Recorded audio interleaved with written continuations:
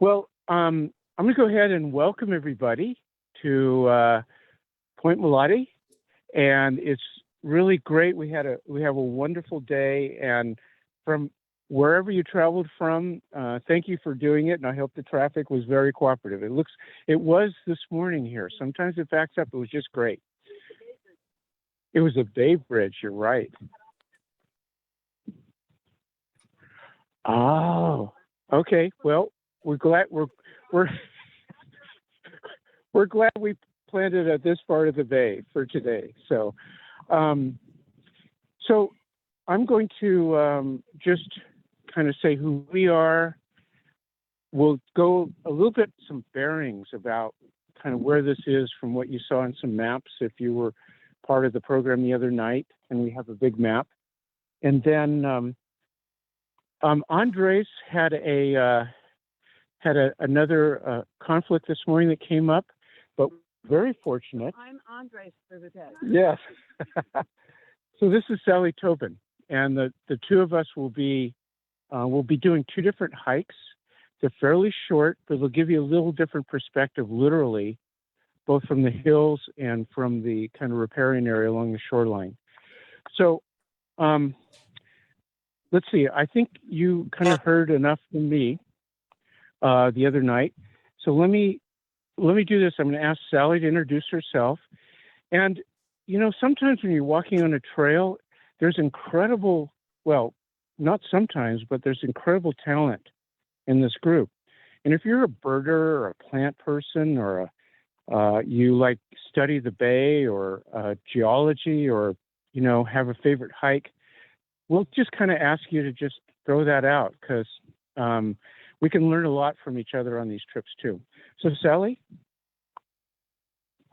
Hi, everybody.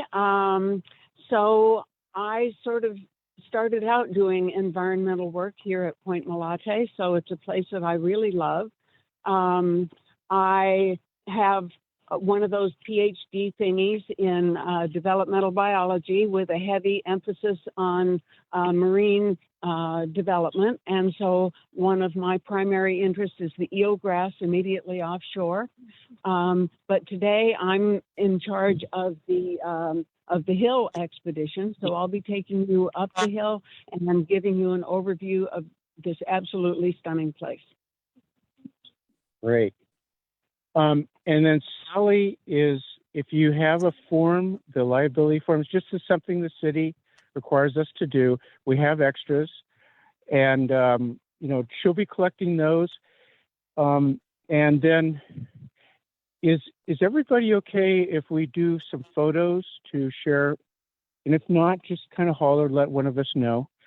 And I'll be passing around this clipboard. And I've checked you off as I've gotten your release. But if you could put your phone number and then check whether or not you grant us a photo release, that would be great. And the idea of that is one of us will hold on to the liability forms, which have phone numbers. Sally will hold on to phone numbers. This is a real easy walk, but we like to just be able to communicate. Or if somebody got interested in one of the birds, we could call and just make sure we all caught up again together. But this is a real easy spot. So having said that, it's good to talk about safety. And the things that we're aware of here are fairly simple. Can you guess one of them? Rattlesnake. Well, we haven't seen one. If we see a San Francisco garter snake today or an Alameda, I don't know if Alameda whip snake will be here, but then we'll really be lucky. That'll be a shining day. No rattlesnakes that I know have ever been reported here. It's a little cool. I'm on Mare Island. Oh, interesting. Okay, good to know. Good to know about that trip. So we have routes as we're walking this way through the willow kind of forest. So there's a few trip hazards. Just keep a lookout. There's one kind of branch that's a little low. There was some pruning, so there's a few little stumps coming up. So, you know, just holler down the trail, hey, stump coming up, something like that. And then our good old friend poison oak. We have a little bit of it on the trail this way, we're mostly walking on the road, the paved road up here. So that's really not an issue. There is a particular weed, and we'll be talking a little bit about management, because these natural areas, because of the threat of invasive weeds, or they've been disturbed in the past, or they continue to be, we're always on the lookout for invasive weeds. And so Sally will point out, does anybody know Stinkwort? A new one for California that seems to like the gravel edges. And if you're an active weed warrior, usually you wear gloves because it could cause a little bit of dermatitis.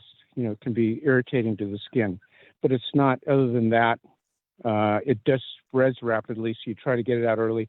Unfortunately, it has a shallow root, so if you get it before it flowers, which is, or ideally, it's just starting to flower now, you'll see that. So it's good to know about wonderful native plants, and it's good to know about bad actors like invasive weeds.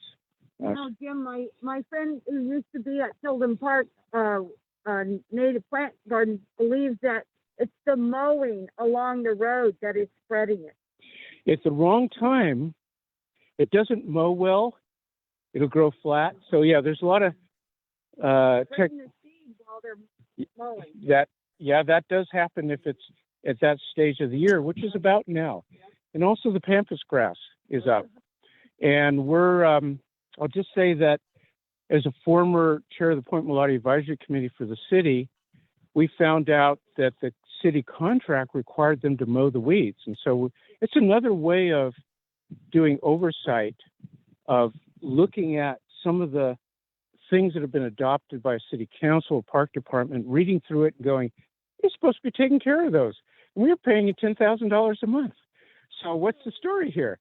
And that, sometimes with other people CC'd on the email, starts to get things done. So we're not only doing land conservation, but we're doing land care, and we can't do it all. We can't all pull weeds. So we've got to get our public agencies to get on the ball.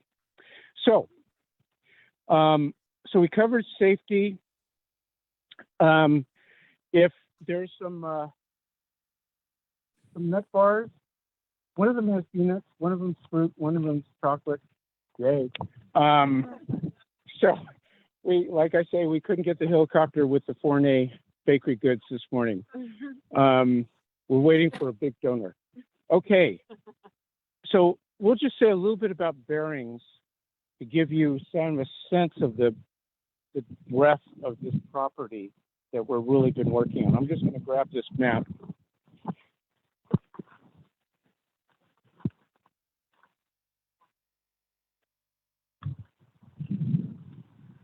Louder, please. Yeah, you're going to be on both. Unless you want to do the other one over again. But we will try to split people up because, as you know, with a bigger group, and when you're on a trail, if you're at the end, it's hard to hear. So having them evenly split up will be a good idea. So where are we? I'm looking at this upside down. We're over here. It doesn't show on the map, but that away, here's the peninsula that we're on, Point San Pablo Peninsula. Here's Miller Knox Park, Regional Park, which is way at the end of the peninsula. Here's the little village of Point Richmond. Here's Point Molate right over here. Here it is. I'll just paste it. Oh, good. Oh, perfect. That's great. Around this bend is Point Sonora Regional Park. And up in the hills here, that away, east, is Wildcat Canyon Regional Park. Honestly, our dream is to connect all these three into a giant regional park. It's an area that has seen disturbance, and you'll see some of that today.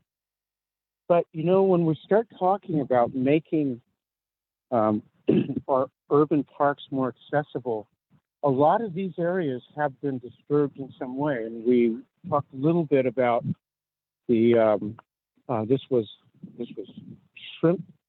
This was a shrimp camp right out here. The reason this This is an interesting little factoid. Does this look like a natural shoreline edge? You're right. This was kind of a concave, flat alluvium going into the bay. And the shrimp camp is right out here. The UC Berkeley archaeologists have found some evidence of the camp, but it was kind of a bowl, a very minor bowl. So where did this dirt come from? Probably there. When they cut that to do a drum lot in World War II. And this area basically fueled the Pacific Fleet.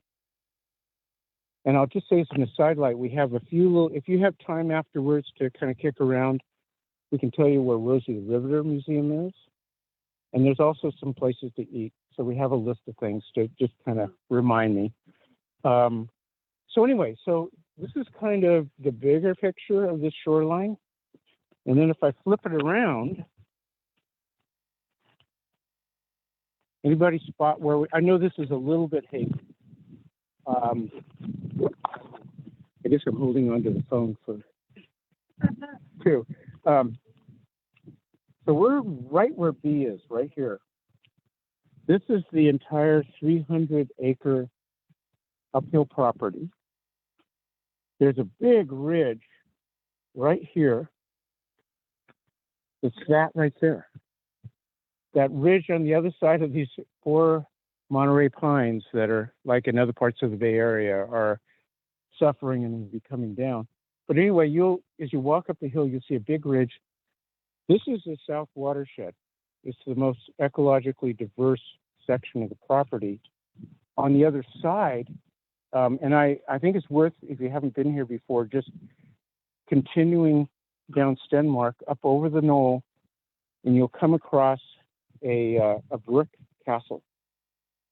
That was the Winehaven building, California Wine Association, that came over after the 1906 earthquake, when millions of gallons from San Francisco washed into the bay. And they came over here, reestablished here. So, any rate, so this is the South Valley. This is this section here. And this is that Winehaven village. And if you were to keep going, you would hit the very end of the San Pablo Peninsula. And that goes over the hill. And you'll see an oak woodland. It drops down to a harbor. And there's actually a barbecue out there. It's become popular. But it's a kind of a little harbor that's kind of being fixed up. And music. Okay. You can talk to this person as our local reference. Is that the San Pablo? Yeah, the Point San Pablo. And then this is a Plan B trail. Yes. Oh, thank you. And the Plan Bay Trail, which has gone through planning, will come from the bridge through Point Richmond. It connects along the Richmond shoreline all the way out to here, and eventually out to Winehaven, and eventually around the whole edge. And we'll be walking part of this Bay Trail going this way. So, yes.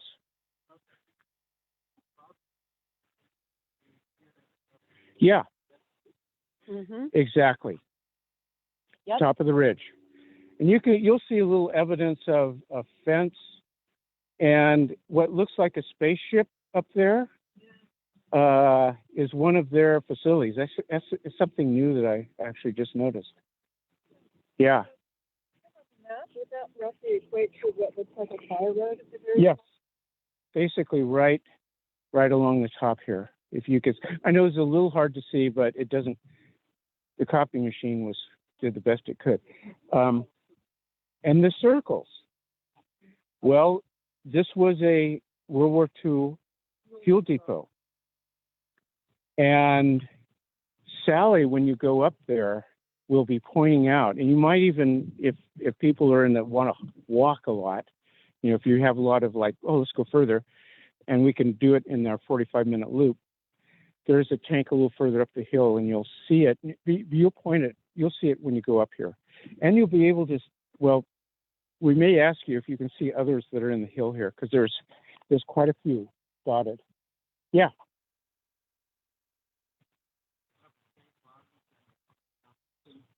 They left the whole tank, and it's a big concrete cap about this tall.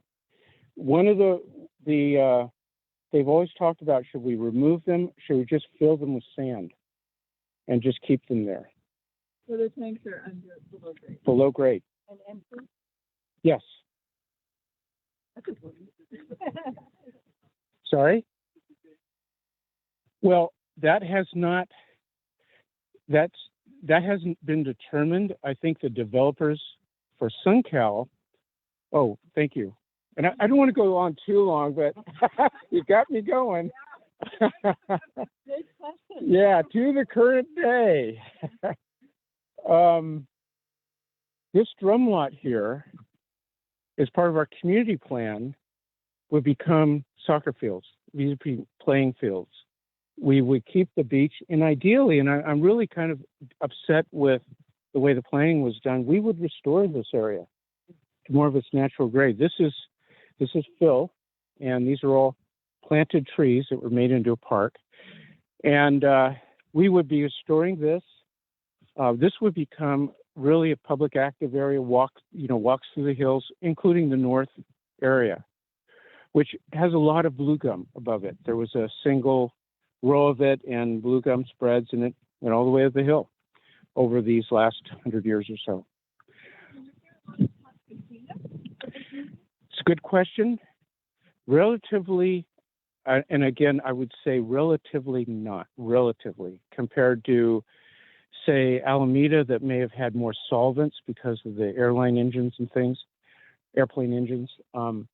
There was bunker fuel. So these are mainly heavy fuels and greases.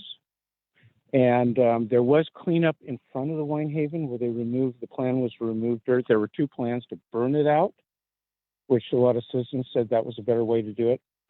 But the city decided to move it out by trucks. There's an old landfill from when the hotel burned down from the turn of the century up there. There are some monitoring wells. And then there's a little TCE plume at this far end over here. Yeah. Trichloroethylene. It's very nasty. It's actually correlated with Parkinson's disease. But it's in the soil, and the question always becomes: do you dig it out, or is it stable? So those are always those technical issues.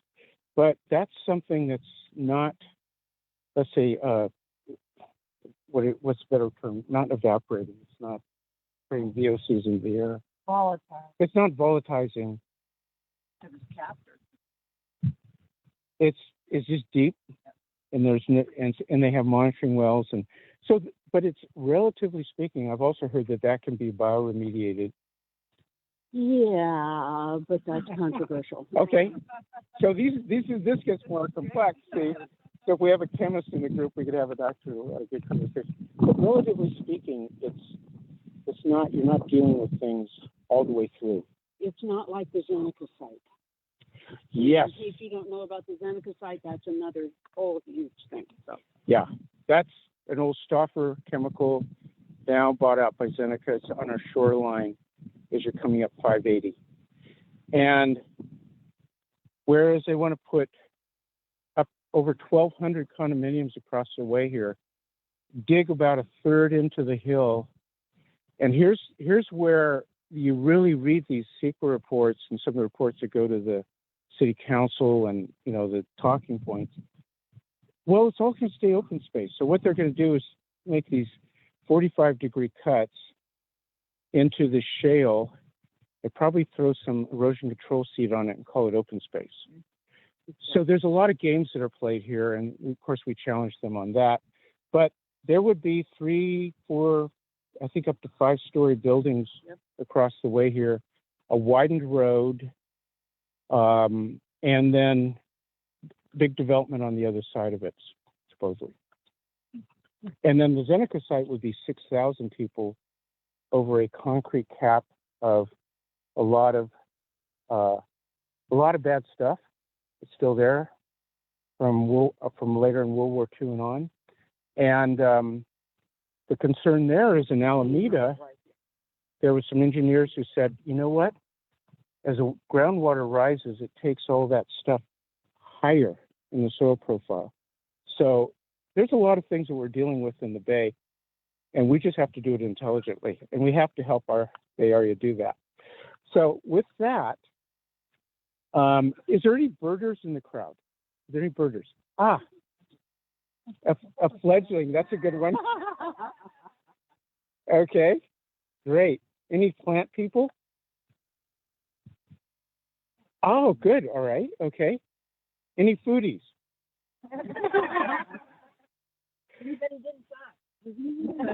We got everybody. Great. Okay.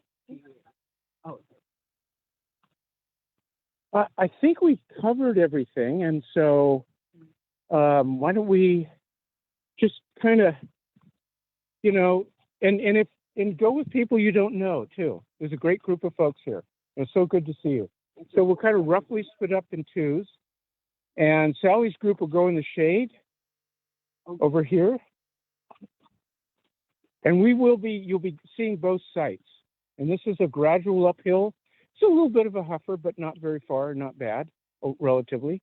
And this is a flatty, and we're about a half mile, circle back with 45 minutes, and we'll switch.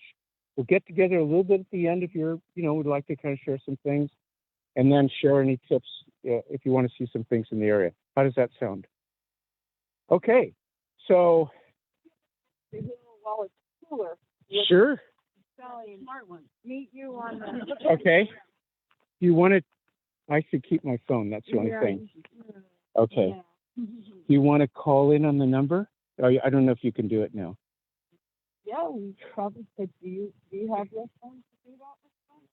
Okay, we'll let you guys work that one out. The techno, I had a lot of fun with that one. And then if we can have, I don't know, it's about 10 folks or so on this side, and we'll do the creek, the kind of shoreline walk. Great.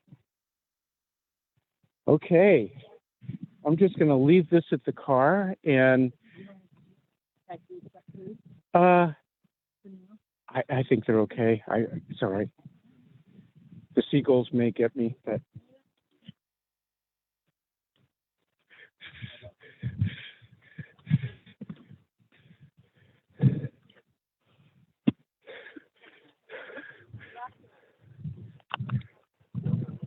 okay.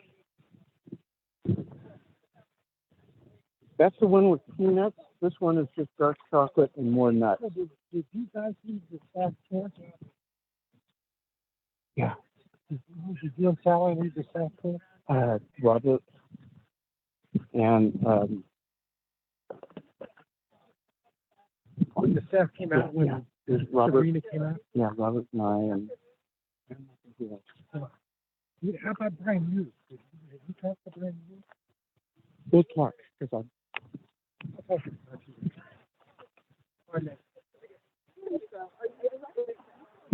anyone?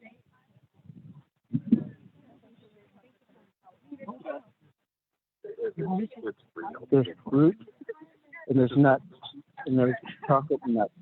Okay. Hey, there you go. We're going to have Jim hang up. Oh, okay. Yeah. Yeah. Bringing him. Oh, yeah.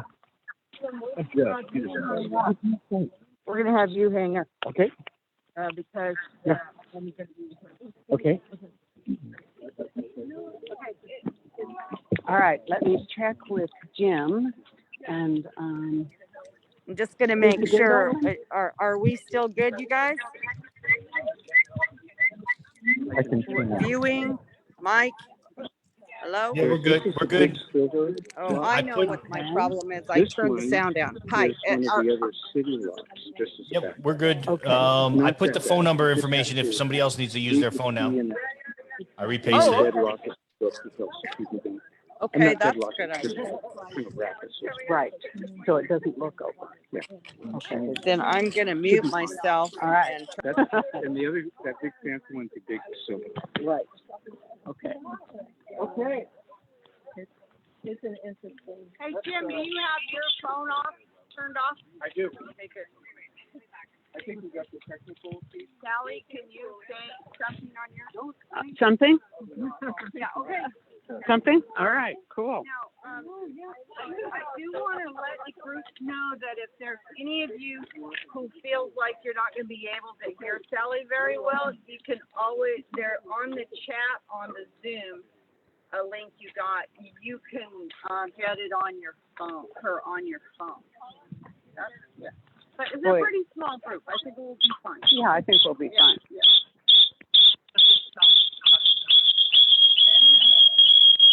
Somebody close by, the problem with feedback. If you go. Okay, I was thinking that was an osprey overhead. Or something. Okay, are we ready? All right, here we go. I don't want us all vaulting this fence, so we're going to walk up here and then come back down.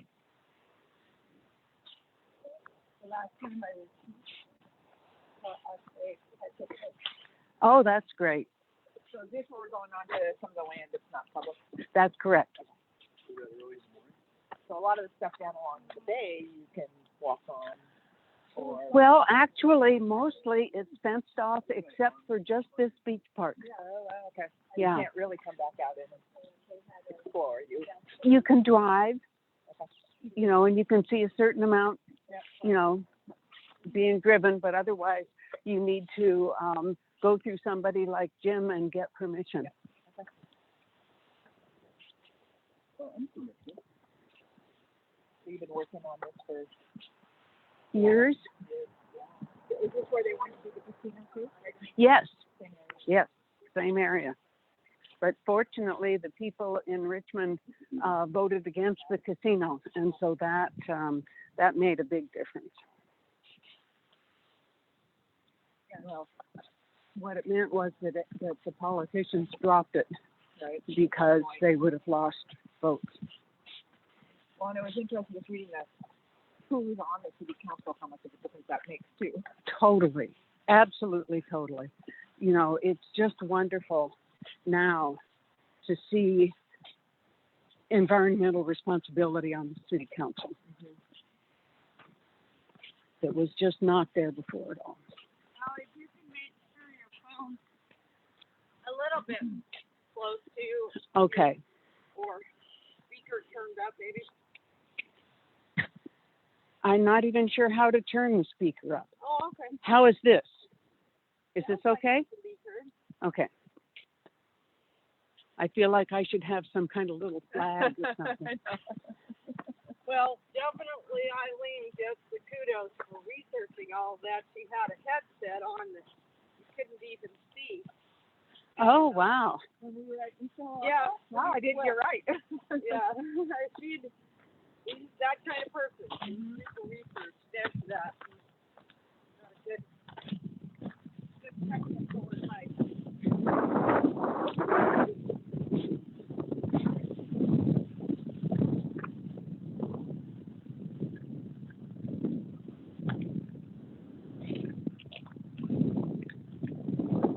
So some of you have asked where the boundary line is, and it's just right up on top of the ridge. And that ridge is about 400 feet in elevation. And so this is really an amazingly, it's a complete watershed. Even though it's been broken up by the drumlot that you'll be able to see from up above, it's an absolutely beautiful watershed, and it's the last complete watershed that's available on the bay anywhere that has not been developed. So it's just really wonderful. And when Jim takes you on the other route, you will have the privilege of seeing coastal terrace Prairie, which I had never seen before. I'd read about it, but not until Jim showed it to me yesterday. And that's just a fabulous ecosystem. It's as old and as important as the redwoods in Muir Woods. It's just absolutely amazing. And there's a lot of it up across at the higher levels, but we won't be hiking up that far today.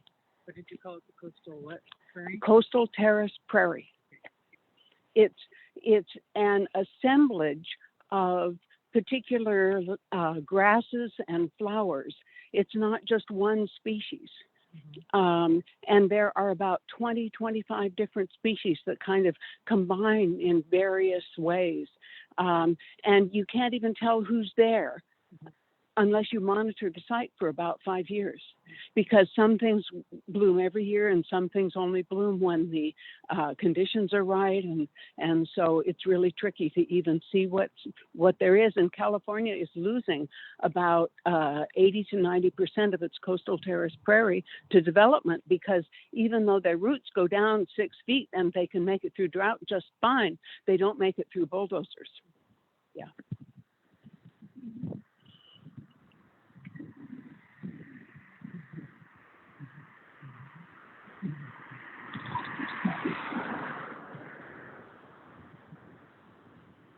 So tell us again, now that we're on the road, where does this road continue, Sally? Okay, this is Stenmark Drive, and it continues on up to the end of the peninsula. And I'm not sure exactly where the name changes, but basically if you follow this as kind of a main road, you'll end up at the yacht harbor, which is up at the tip of the Point Molate Peninsula. And how far is that from here? Oh, a few miles. Okay, so we're going to cross the road safely.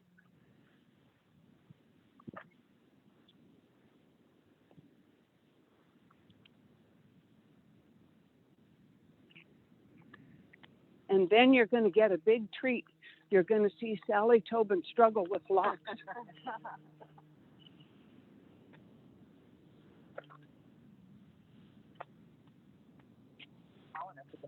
Let's meet you. Yeah.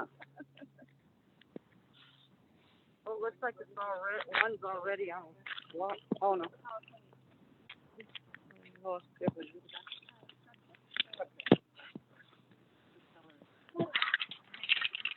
Yeah. All right, watch out.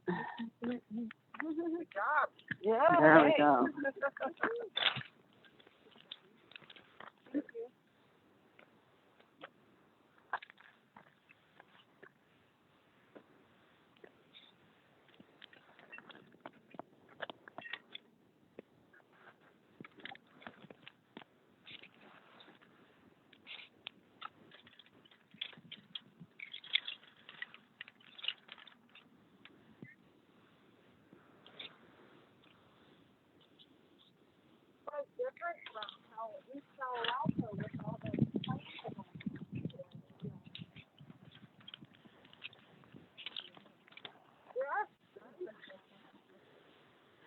Yeah, they're supposed to go through about 3:15, I think. You know why this area is further? Is this fenced off? I don't know. I don't know if this is a boundary line or not. I think the actual property goes further south. Yeah. So I don't know why there's that particular closeness. So on the left, this is what you've heard about. This is the drum line. And of course, when we say drums, we mean 55-gallon drums.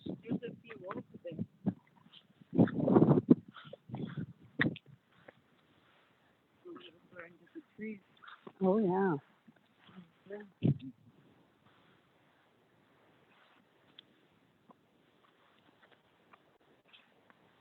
Okay. I'll let you slide away. Hey, there's the stinkweed. The stinkweed, yes. Oh, that's the tiniest little pampas grass you've ever seen.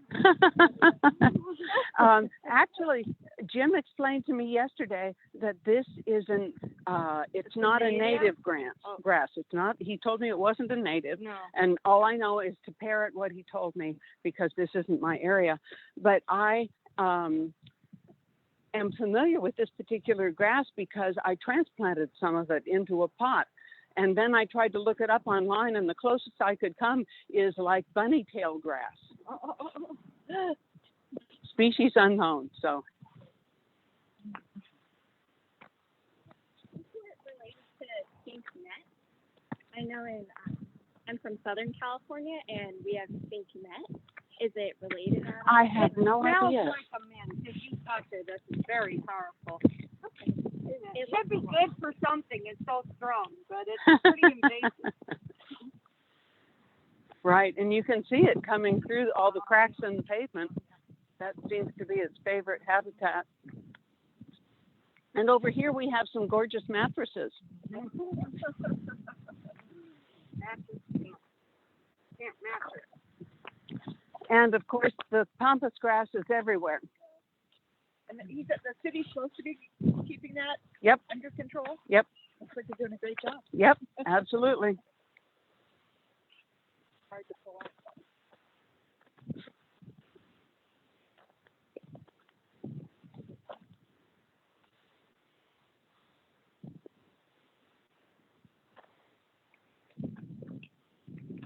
So how do you get attention to that? Writing letters to them? Yeah. Okay. Yeah.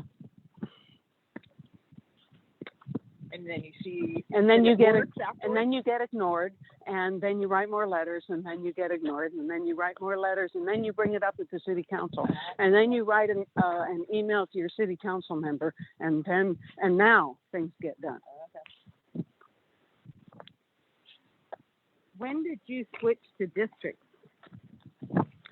Just for the last election, that was the first time. Too. Yeah. Also, yeah, there was some guy going around threatening Yep. lawsuits. Yes, he was at one of the city council meetings. Yeah. Yep. So something one of our current mayor had tried to get for years, district election, just suddenly happened. Right. District versus Citywide. Citywide, yeah, at large. Right. And San Francisco went through that years ago.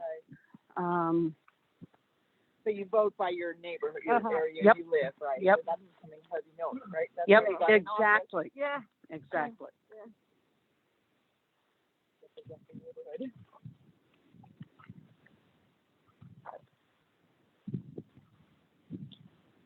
I may be able to be heard on your phone, but I've managed until recently the Mare Island Preserve on Mare Island, and one of the things that we loved about getting it was the same here, and that is that for better or worse, there's already access roads that become great trail and access points.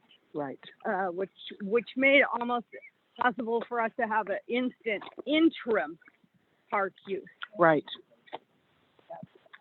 And that's one of the controversial aspects of the development going in, is that they have left some space for trails, but the trails pretty much go through,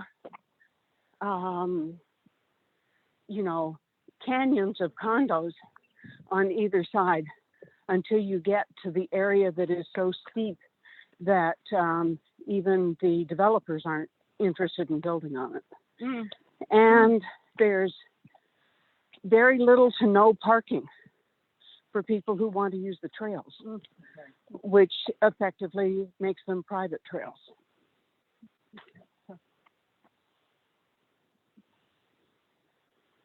That explains the developers' reticence to support an access point on Mare Island, Right. because they didn't want to provide parking for Right. a potentially popular trail. Oh, how interesting. Yeah.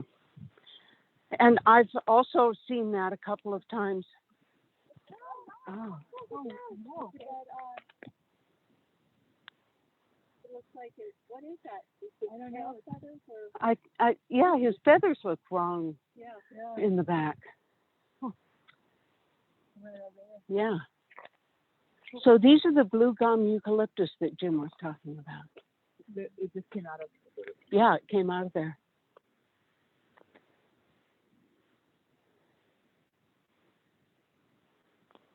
Mount Tam in the background. Yeah.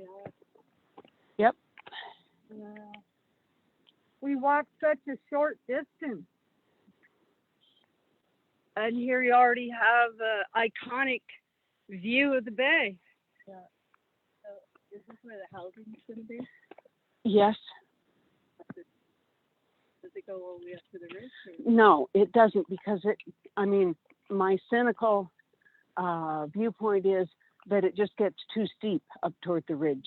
So the developers are not interested in that. And according to the base closure agreement, this area is supposed to be 70% open space. Yeah. So they're taking their 30%, but they're also bulldozing much of the open space to recontour it so that they can fit in all the condominiums.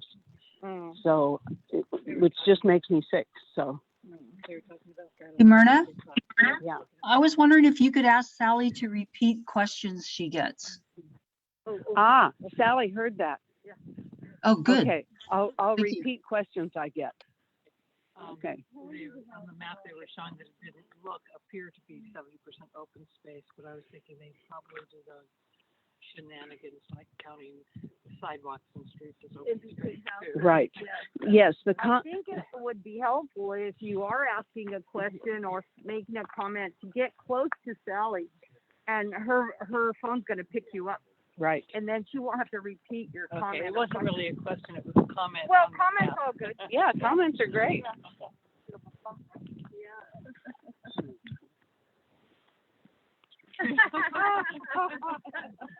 Do they have a viewing platform for bird watching? Yeah. Right. Well, I bet they don't want it up at the crest of the hill, because who's going to buy a couple $1 million condo looking down on a field of tanks? Right. Right.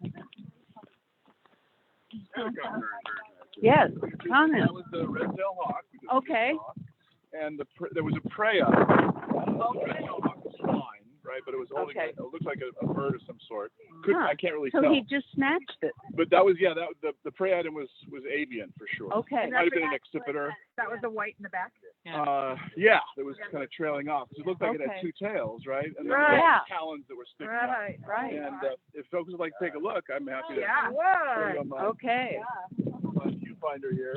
Take a peek in there. Yeah, that's probably not, but you have to go inside the viewfinder, which I think is probably not going to. I tried it. It's too hard in the light. Okay, so we're all looking at the telescopic photograph of the red-tailed hawk with its prey. Probably an accipiter, but can't tell from the. Just can't get close to it. There you go. Yeah, it was super fun. Oh, wow. That is great. I'm just glad to see that the bird is okay. You know, Yeah. the Yeah. red-tail is okay.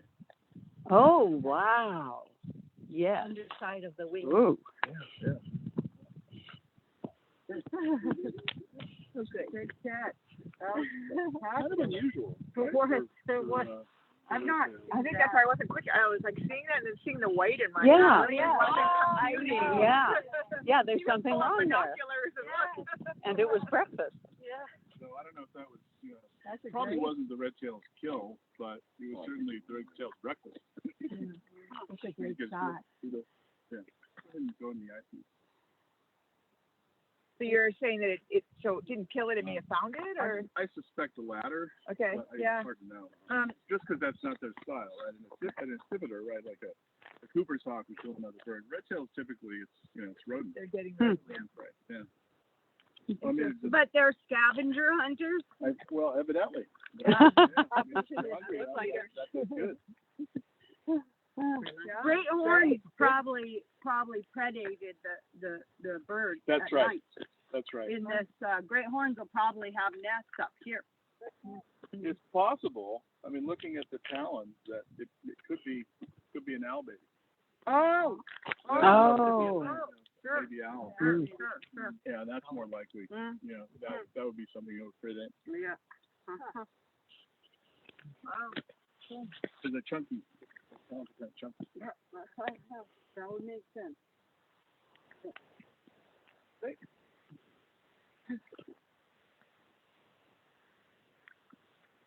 Okay, we're proceeding further up the hill now.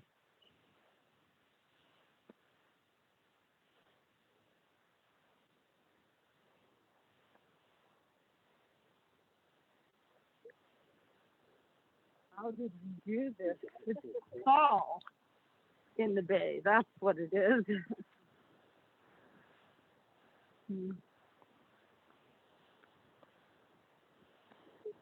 We have blue gum eucalyptus on our right. And there's a bit of a controversy about whether they should be removed because they are so flammable, but they've also been here a long time. And monarch butterflies like eucalyptus. So, And they're, this is Myrna, what's underneath them is what's the most volatile, and that's all this dead French broom. And they're actually a nursery for all this toyon. I've observed them in my preserve at Mare Island for 18 years now. What we just saw was that really dramatic maybe catch of by a red tail of a young Greyhorn owl. The Greyhorn owls make their nest in these eucalyptus groves in our preserve, so I assume they're nesting here. So they have value as an immigrant to California, in my mind. I noticed all the toyon. It's quite a shrub. Yeah. Yep. Yeah. We also have red-shouldered hawks in our eucalyptus trees on our property. Yeah. Great. In fact, they might be the only Red birds shoulder in that go there. in the groves too.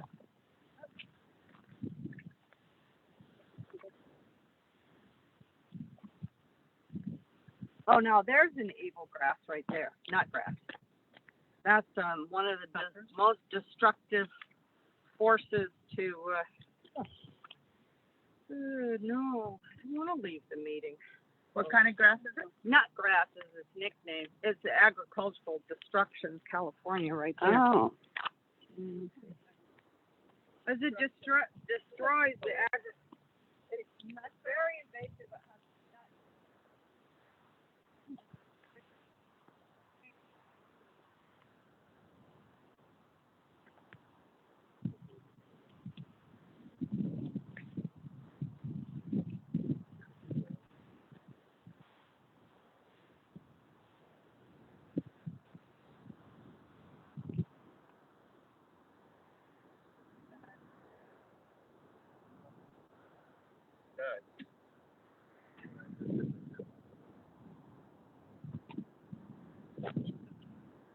Oh, I don't know if that's true. What's that? On this island out there, was there like a lighthouse out there? There is the question is whether there's a lighthouse out here, and there is a lighthouse, but it's up around the corner, just a bit north of here. It's a Victorian lighthouse that's been restored.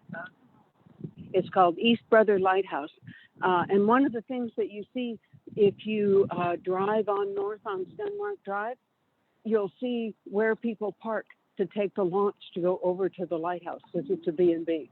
Ah, okay. So that's what you're talking about. Yeah. Does this island here have a name? That's Red Rock. Oh, look. Oh. Oh my God, there it is. Yeah. Okay, we're seeing the red-tailed hawk with trailing its prey behind it as it flies south along Stinkwort Drive. Coming back toward. Yeah, it's coming back toward us now, up on the slopes. Into that tree. Wow. Wow. Then everybody's trying to flutter away, right? You're a mob. Yeah. Yeah. Oh my God. Watch out.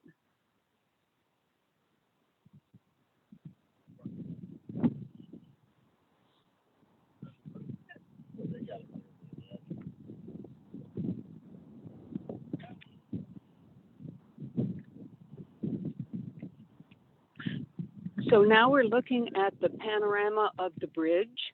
We can see the entire Richmond-San Fel Bridge, probably a pipeline. And we can see Red Rock Island, which is just south of the bridge, about a third of the way across. And we're looking down on the drum lot, which is mammoth. So that was a huge cut out of the hillside done by the Navy so that they could store 55-gallon drums here. And we can also see the Quonset huts over there.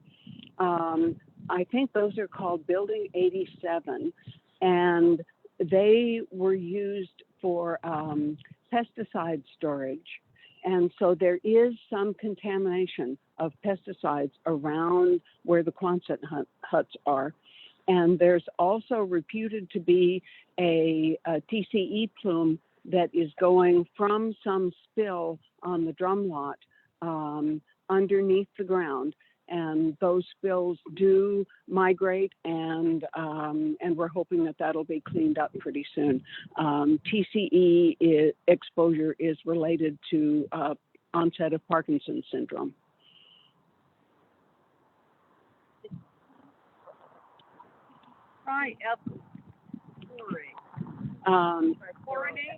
Trichloroethane or trichloroethylene, they're synonyms for the same structure.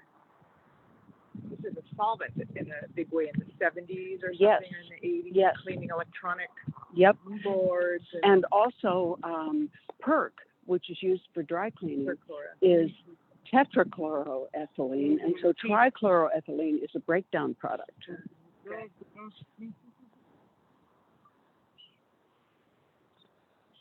Okay. All right, up we go.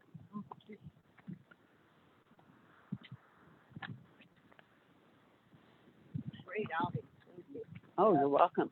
So you can see the wharf that goes out, and that's part of the Navy installation. So it actually goes out quite a bit because they needed to bring in deep water ships into here and refuel them or load the drums onto them. I think fishermen sneak out there. Is there a gate or there's? Oh, there's gate and chain link fence all over the place.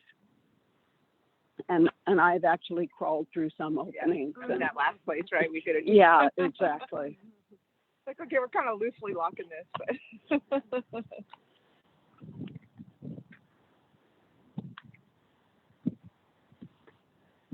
And we're right now the city of Richmond? Yes. How is it? Yes. This belongs to the people of Richmond.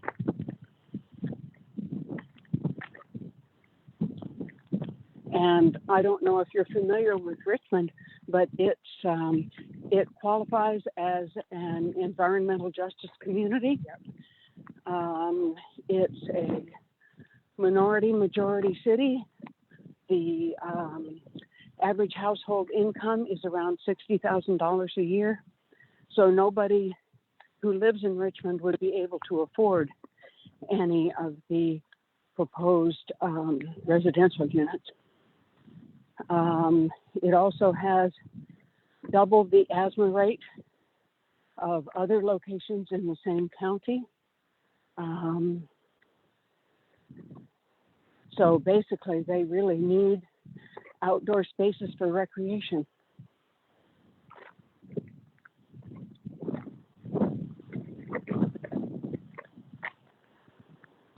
And how do you get more people out here to know that, or? Well, that's part of the problem with having it fenced off, is that right now, I mean, I've even had people say, well, there's nothing going on out there. And to which the response is, well, it's fenced off.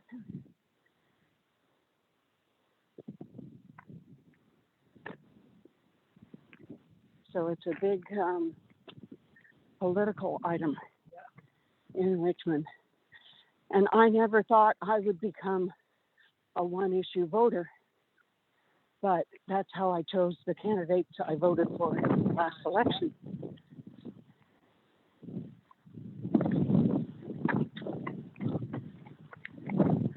To the point that on the last city council meeting, Jim and I proposed an item to modify something that would have allowed city staff to hire consultants to develop these land-based financing tools for out here. and also for the Seneca site. And so we proposed an amendment that would let the city council disapprove such measures. And when it came up for discussion, and the city clerk said that Sally Tobin and Jim Hansen were waiting to speak for our 2 minutes each, the mayor said, "Oh, two of my favorite people." In a good way. No, Oh, in a bad way. in a bad way.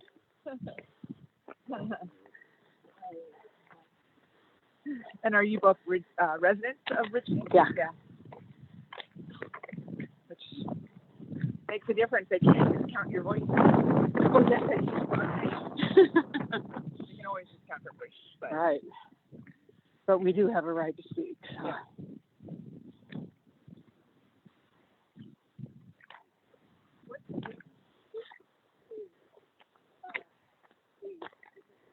This is star thistle right here. Star thistle, okay, yeah.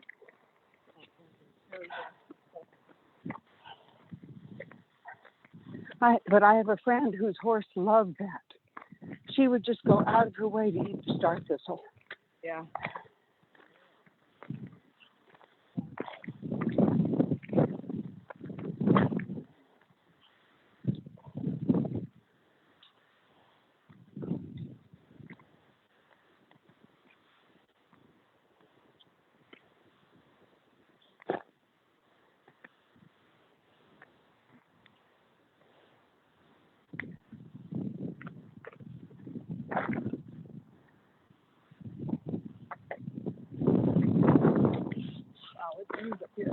Yeah, the views are just absolutely stunning.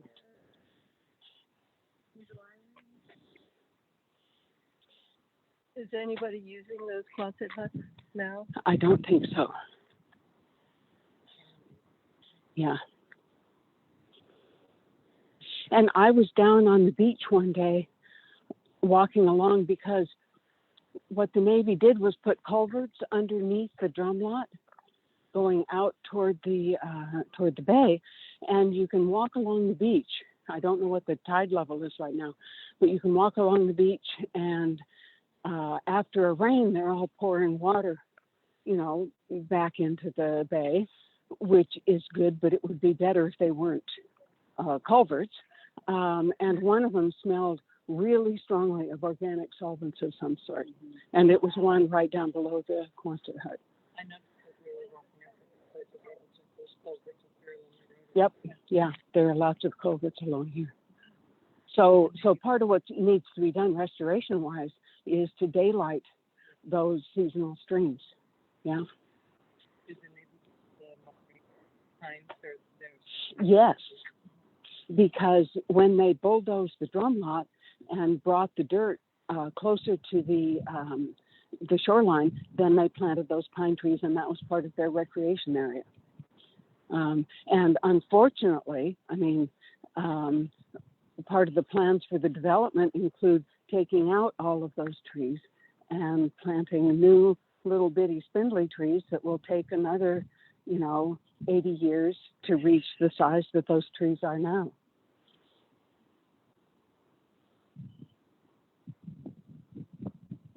But one of the things that the development wants to do is right now there are, I think, 9 outfalls between the beach park and the wharf. And they want to cut that down to 2, maybe 3. So that's really going to make the flow of fresh water into the bay kind of strange, because there are going to be some areas that get, boatloads of very fresh water and other areas that aren't getting any. So it can alter the ecology. And of course, what I'm really worried about is the eelgrass right offshore, because it serves as nursery for, Dungeness crab, among others, and all kinds of marine embryos that, and you do not want to do anything to mess up eelgrass. Does it require some fresh water? It's flexible to a certain amount. It's a flowering plant, so it has to bury its roots into silty bottom, and then it flowers, and grows in clumps, and it shelters the embryos. If you look at this photo, you can see all those little purpley dots. Yeah, the purpley dots are eelgrass clumps. Yep, which is fabulous because they are, environmentally, they sequester carbon better than almost anything. Plus they protect the small marine embryos. So it's and under, I think it's the under like federal legislation, they're protected. But if the ecology is altered, then they can become unhappy. And who found the octopus?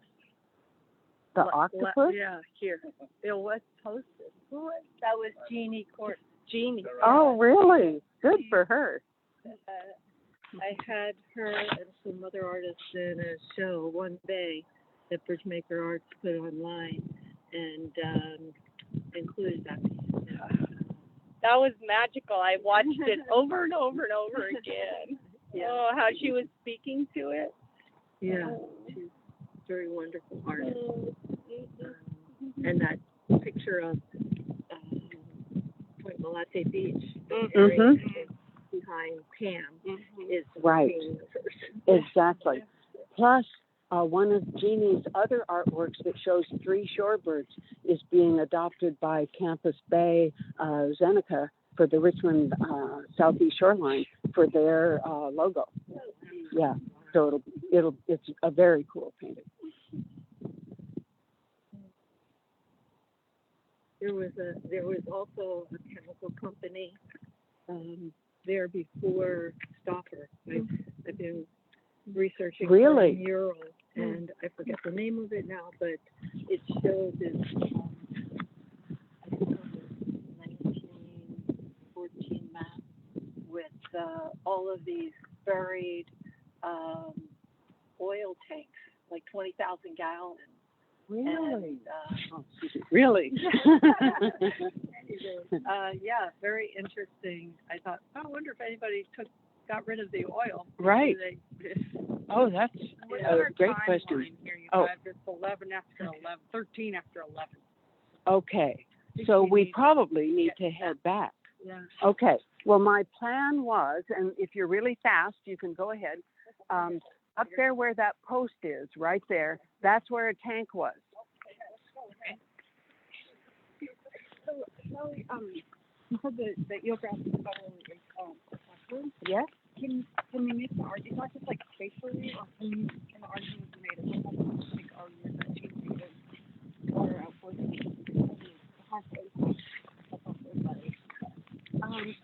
the trouble is that you have to make scientific arguments. And as far as I know, nobody has tried subjecting eelgrass to fresh water to see how much they can stand.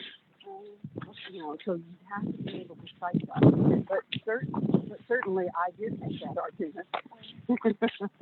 But I just didn't have... Similar to pickleweed, it could take some flushing, but not excessive fresh water. Exactly. you study for Yeah.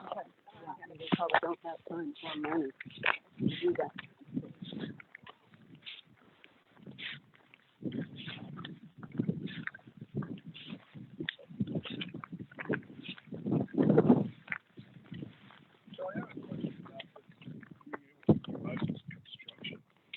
I know. I think that thing. I know. Yep. I think the mitigation. Yeah, exactly. Yep. With the oxygen stars done. Right. And likewise the organisms. So remind me your name? Jeff. Okay. So Jeff just brought up whether the eelgrass can survive the construction phase, because the construction is going to involve lots of grading, and that's going to result in silt coming out into the bay, which is going to cut off light for the eelgrass, which needs light in order to survive. So yeah, it may damage them severely. And unfortunately, the environmental impact statement just blithely says, well, if we lose eelgrass, we'll just replant. But replanting eelgrass does not work reliably. Most of the tries are unsuccessful.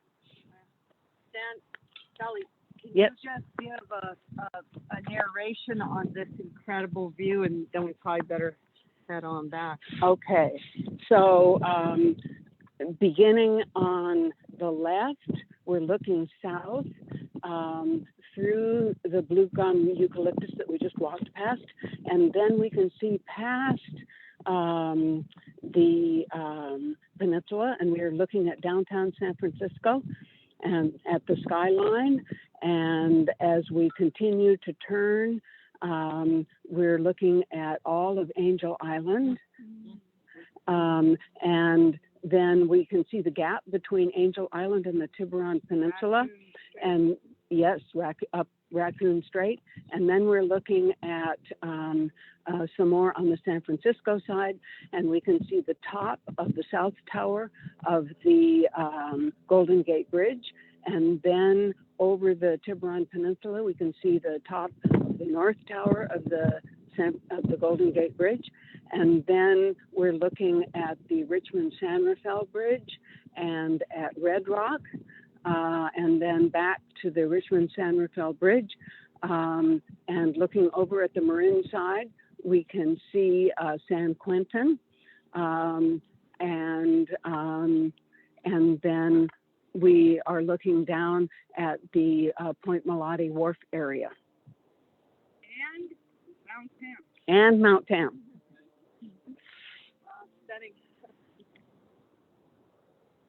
So you can see why any developer is going to figure that he can sell units here just based on the view.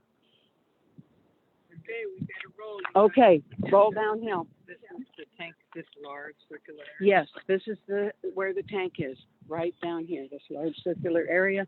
Yep, you got it right. There's another one right over there. Going up to the ridge? I honestly don't know. Okay. Great. Yeah. Come out for a longer hike. Yeah, cool area. Mm-hmm.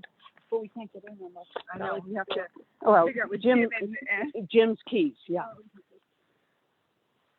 what to be saying is nice side that we go on.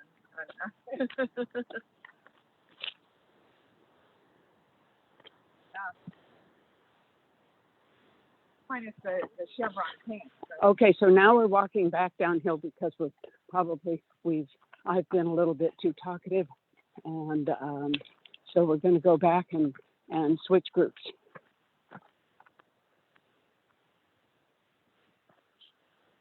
Sally, we got so lucky to have you as our guide. Thank you. I was going to say, not too talkative is great.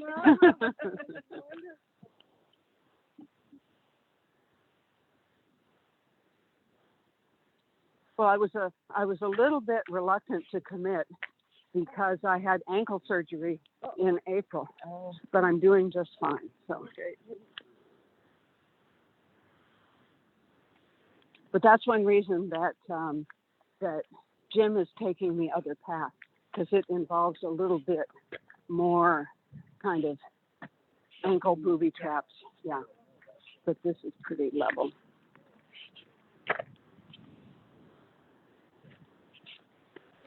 So how do the developers deal with all the chevron and the oil, really, the fires and the...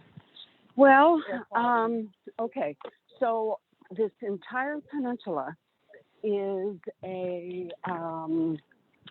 very high fire hazard severity zone, which is the highest hazard category in California. So what they are required to have is a fire station. So there are plans to build a fire station as part of the development. And the fire station needs to be personed 24 hours a day. So that is a very expensive proposition. And the last I heard, which may not be up to date, is that the developer is promising to construct the fire station, but the city will have to pay for the salaries for the firefighters. So that is incredibly expensive. And it also is not necessarily enough to compensate for the increase in fire danger. And one of the reasons that East Bay Regional Park District is uninterested, according to one of their letters, in establishing this as a park if the development is built, is because the WUI interface, the wildlife urban interface, the line between the urban part, the housing, and the quote open space unquote meanders. So it became really, really long, and that's where most of the fire danger is right at that interface. So they're okay with it if it was just park, but that's their position Yes, against because the WUI interface, you know, with all the people living out there and setting off fireworks and, you know, having bonfires at the beach park, you know, it's not going to be the same. It's going to be a park. I want a ranger station. That's what I want. I want a ranger station out there. And I want a powwow ground. There are Ohlone shell mounds here, and I don't know exactly where they are, and only a few people do, because they're worried about people raiding the artifacts. But there are several Ohlone shell mounds, and the development has paid absolutely no attention to avoiding those. What they say in their documentation is that, well, if they encounter human remains, because it's not just shells, it's the ancestor burial sites, if they encounter human remains, they'll dig them up and they'll have an archaeologist come in and they'll ship all the remains to some anthropological museum that wants them, which is not exactly acknowledging the sacredness of the site for the Ohlone. Furthermore, like Cal has thousands of remains now that they don't know where they came from or who to give them back to, and then where to place them. Right. Yep. So we have representatives of the Ohlone tribe who are working with us to make sure the sites are honored. And there's also a really wonderful woman who's a graduate student in archaeology who has worked as like an official archaeologist when roads are being put through or overpasses are being constructed. And she's been extremely supportive, and she can talk this wonderful archaeological language. It's just fabulous. Continues to give credibility. Exactly.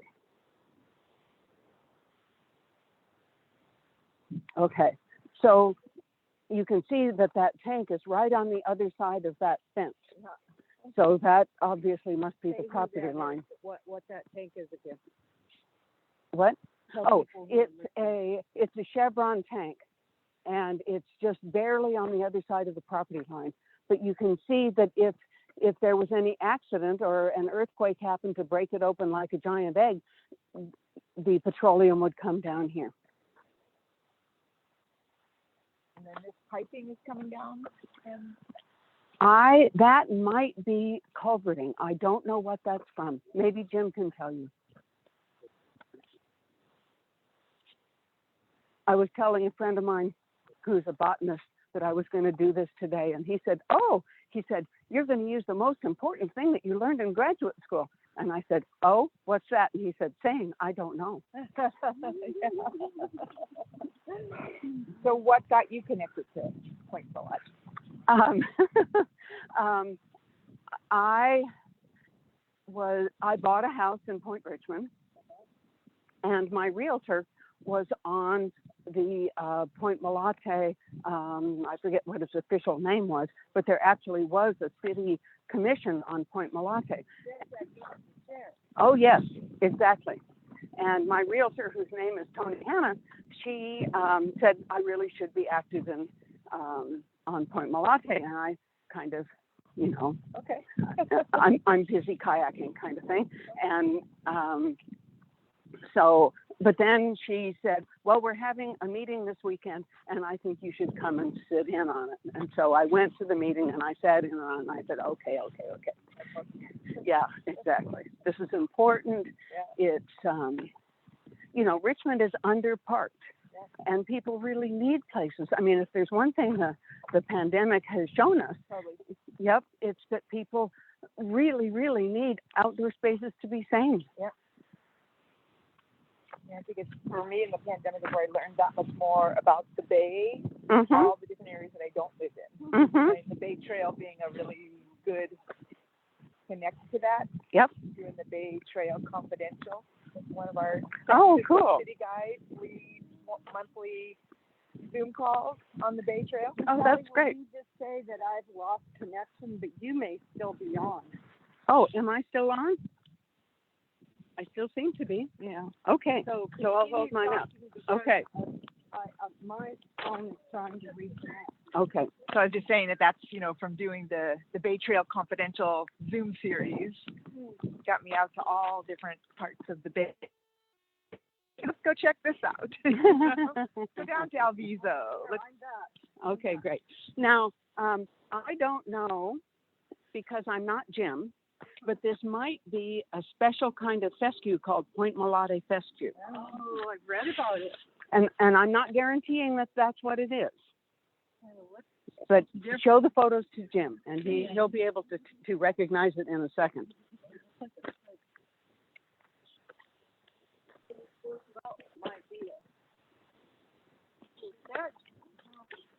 So how many years ago was that you? Probably about 5. So that was after the casino Yes, issue? the casino issue had been settled. Yep. So everybody had, so I wasn't around for that. Yep.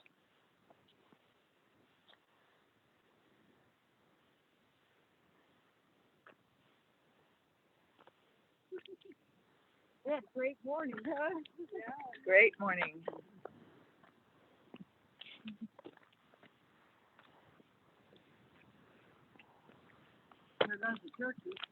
Oh yeah. Yeah.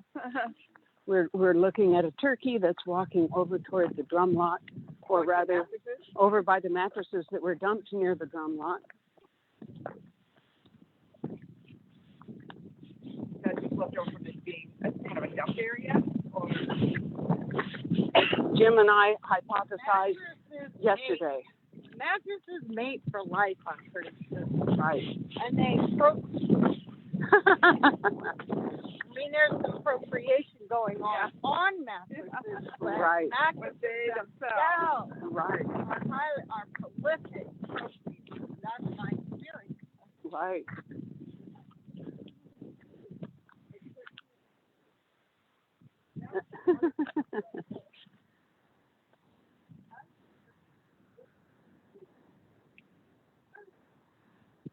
We're pausing to look at the turkey and the mattresses. It's been compared to an Airbnb.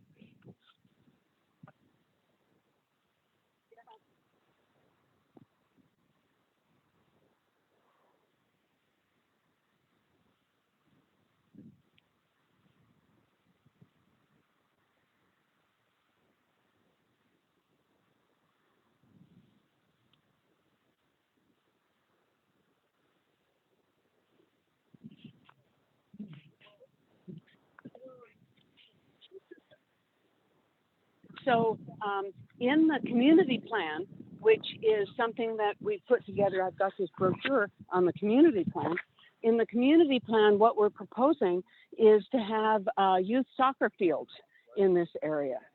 And if you don't get youth soccer fields, from my experience for 2 years, I would highly recommend an RV park. You will make so much money, you can't believe it. To fund the park. Yeah. There you go. And the Bay Trail is looking for more, Right. you know, more campgrounds around the Bay. Right. And ours was closed after two years, and no fault of our own, but it funded the park. Yeah. Cool. Which it does all over the country. And it got closed down because of the pandemic, or No, because of the other because bigger of things evilness going on. because of a developer. Yeah. Oh. Let's see through. Yeah. Very Okay. I need to stuff this box.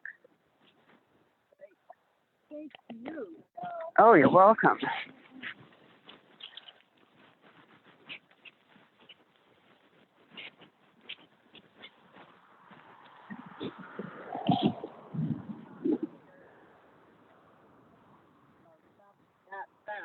Ever see anything, anybody dumping mattresses or whatever?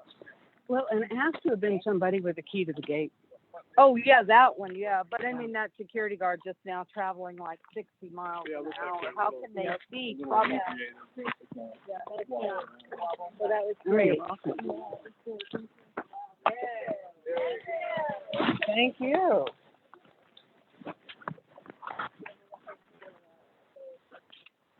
Yeah, if you would hold the gate in place.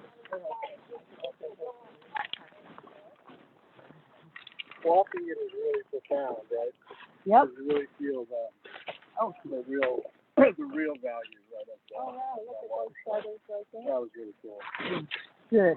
Glad you liked it. Appreciate it. Somebody met their demise here. Look at all those feathers. Oh, yeah. Turkey feathers.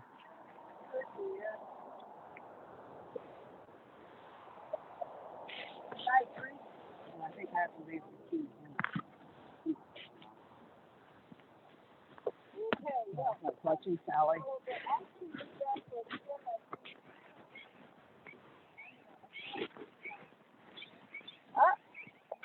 There we go. Keep the box back.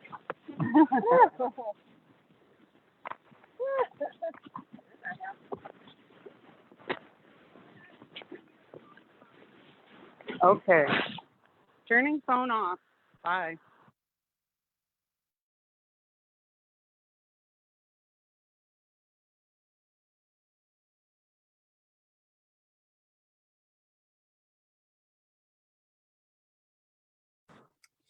Hi, people. I'm just going to keep us on this call and take my jacket off and find Jim, and we'll get his phone set up. That was really great to be able to hear her, Sally's comment along. You guys, please tell me what can be done better on this filming, okay? I'm just along for the walk, so to speak. But we'll find Jim, and I know this was supposed to wrap up by 11:30, but we're barely going to get started on this second part of the walk by then. So stay with us or watch later.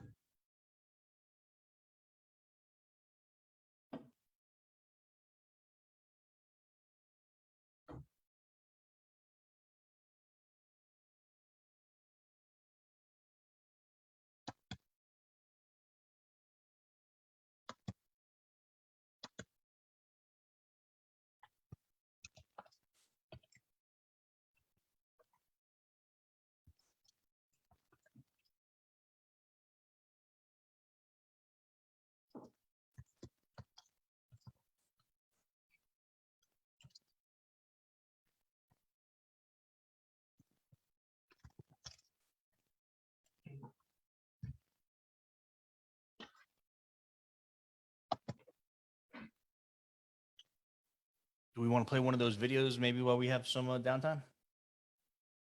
Sure.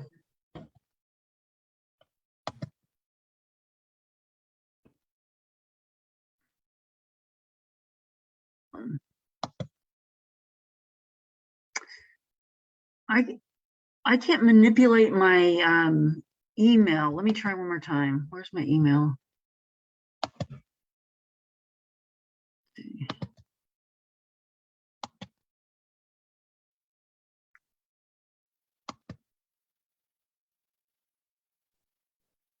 Okay, we can see your email.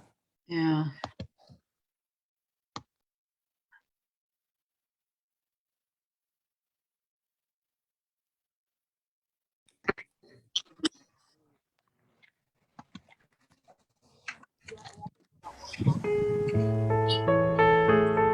There's a choice in front of us all. It lies at the essence of what it means to be a conscious human. Our environment is being ravaged and destroyed, and our homes are getting hotter and dirtier and more unsafe. A few sacred places remain, but few are at our doorstep, like Point Molate.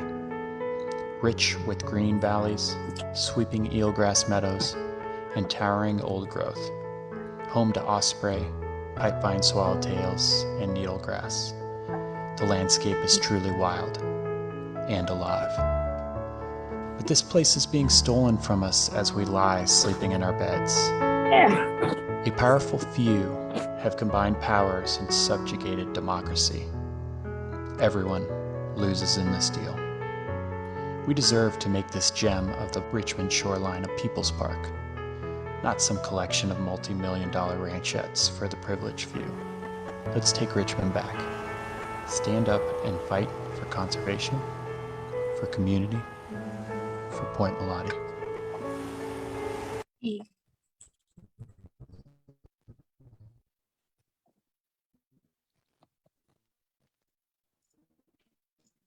I'll try this.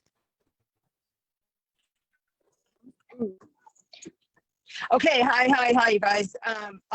Because Mr. Nitro had to come along with me today, and on the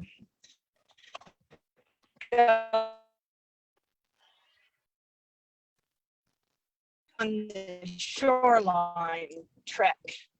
So preparation while we get organized to join him. Sorry. Nitro is a little bit difficult to find a babysitter for. And she's, as Eileen knows, Susan a little bit rambunctious on the trail. So here we go. I'm gonna find a shady spot. Ask in a little while, Mr. Knight. Hope you guys enjoyed the trek out. Oh, maybe you couldn't even hear me. Hey, Mike, hi. Hey. I'm heading back now to the next segment of this. We're quite a bit behind, but I think we can pull it off here. And how did it go? Well, that was pretty good being on the phone, right? Yeah, that was great for the sound.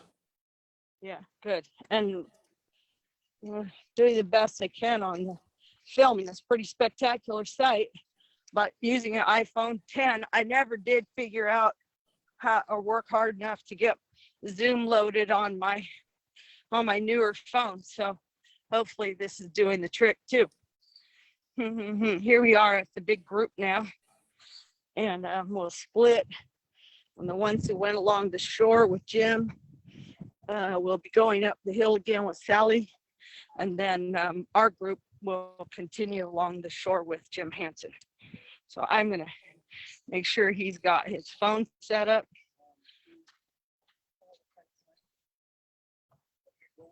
Just kind of try to stay with them, not over too much. And we'll just kind of go across the road. There's a kind of initial view spot. We can kind of go up, come back, and I think we'll be in pretty good shape. And then, so I will take. I'm gonna go this way. Yeah. And Jim, before you're gonna go that way, you're gonna get out your trusty phone, and we're gonna quickly get you online. Okay. Yeah.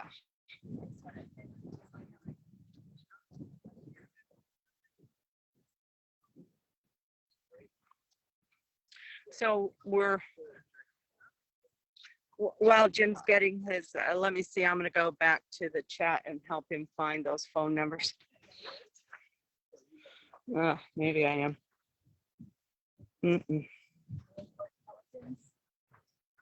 Let's see. Mike.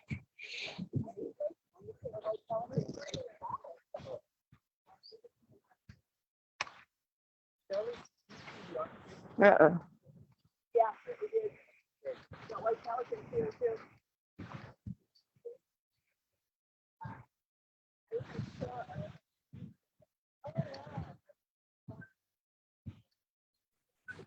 Yeah. You all saw the hawk that at the Prairie? Yeah, it came out of the Jim, I got a picture of it. Red shoulder or red tail? I don't know. red tail. It was a red tail. Yeah. They're thinking maybe it was A baby Greyhorn, probably. They barely do anything. Dragging behind it. I'm trying to get those numbers resent. Okay. Because once Okay. once my call was dropped, then I think I've lost the chat on that.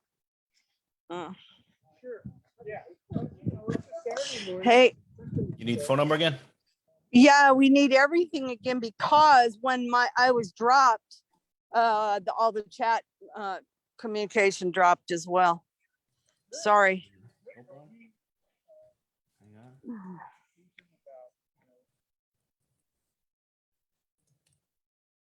There it is.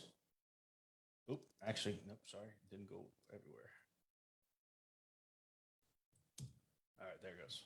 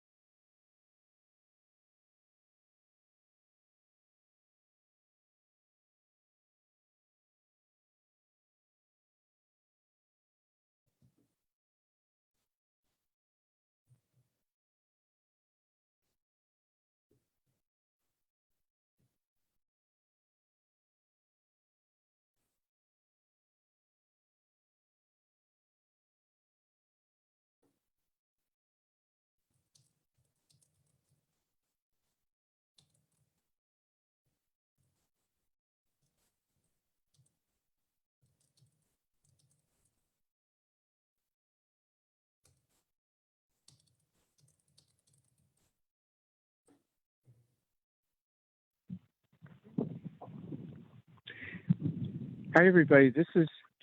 Can I just say something to any? If you want to be on that chat, I mean this call, it's on. Oh, you are on it. Okay, good. All right, fine.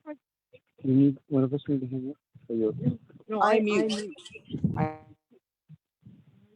Okay, good. So this is Jim Hansen. We're just getting ready to do the shoreline tour through the willow groves, and thank you all for your patience while we do passcodes and everything else to make this happen, more or less. And we're having it's a beautiful day here. Questions, if they can come close to Jim to ask, then he won't have to repeat that question. We already know that because we've already been with Sally, but a reminder. So I think we're waiting for one person. Yeah, I think the bathroom is.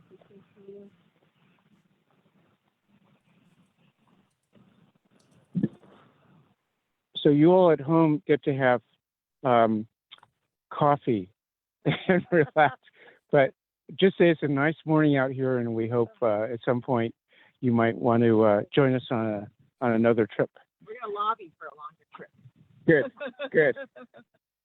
Yeah, this is. An overnight. Yeah, there's a new camping ground.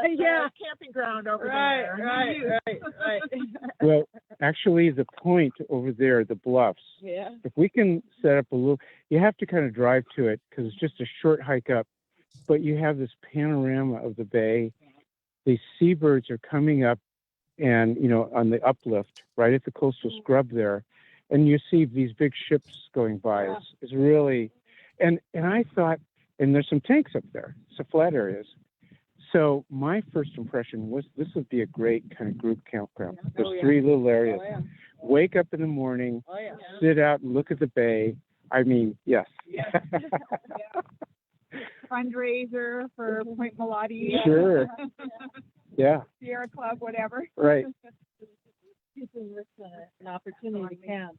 When they first opened that Presidio campground, I was hiking over there with a friend, and we go in the bathroom, and these girls who are there from the mission are so jazzed, and because it's the first time, they're away from their families, they're camping, they were like ecstatic that this was in San Francisco where they live. Oh, yeah. Is it Round Hill? In the Presidio? In the Presidio, I don't know. I'm terrible with names. We're a little bit behind you guys, so. Okay. Okay. So I think we'll. There's our photographer. Okay. One of them we were waiting for. Let's just start. Waiting for the band. We have a little music to start our sojourn. Right.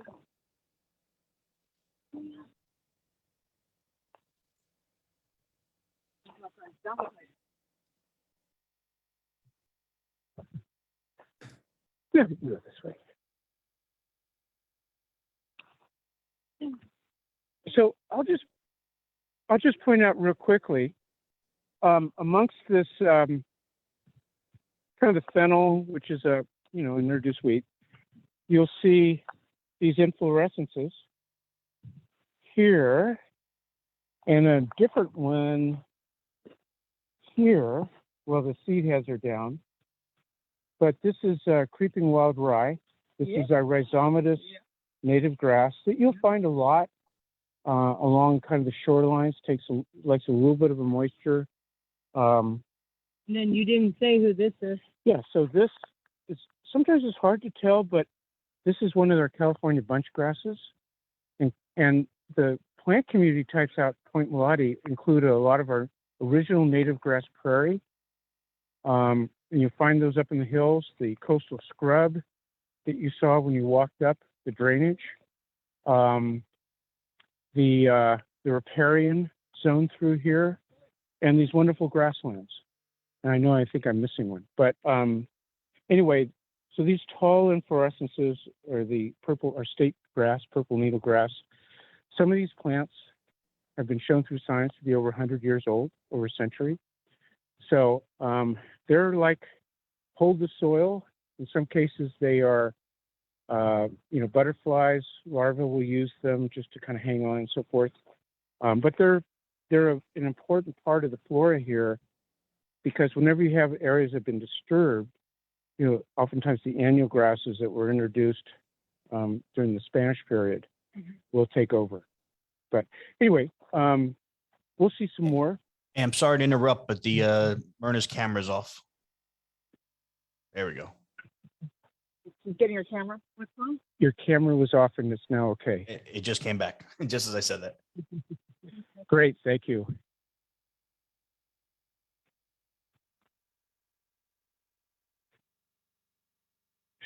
Oh, that's interesting. That's actually kind of unusual. 2 hummers on that kind of dead bush, and they were right next to each other, but they made a little space.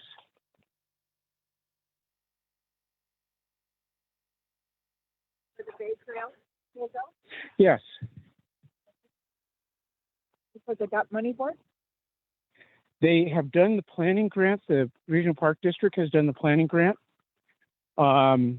And so they've assembled and written grants for the actual construction. And that should be taking place in the next year or two. So this is a cut. Oh, here we go. Let's go back here. See the butterfly? Does anybody recognize or know what that is? Two of them. Pipeline swallowtail. Yes. So, so this, you can see the iridescence as they're going after the bottle brush, interdush, but this is a flowering plant, and they're going after the nectar. They use the Aristolochia californica, a vine that grows in drainages up above here. This is a little later in the season. They use that as for the larva stage. And they're really wonderful. But it's a rather rare plant and a rather rare butterfly. But they just come out in flocks. That's not the right term for it. Kind of during the spring and midsummer. They come out, there's a lot of them. They fill the air. That's more poetic, less technical.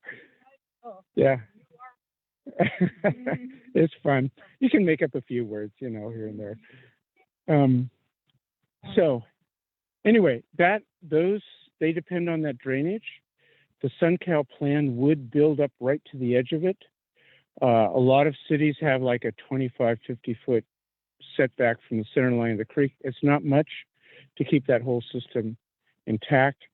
And one of our areas right across the road here that has a lot of carex and other mesic or moisture-loving plants, as I recall in their plan, is going to be a parking lot.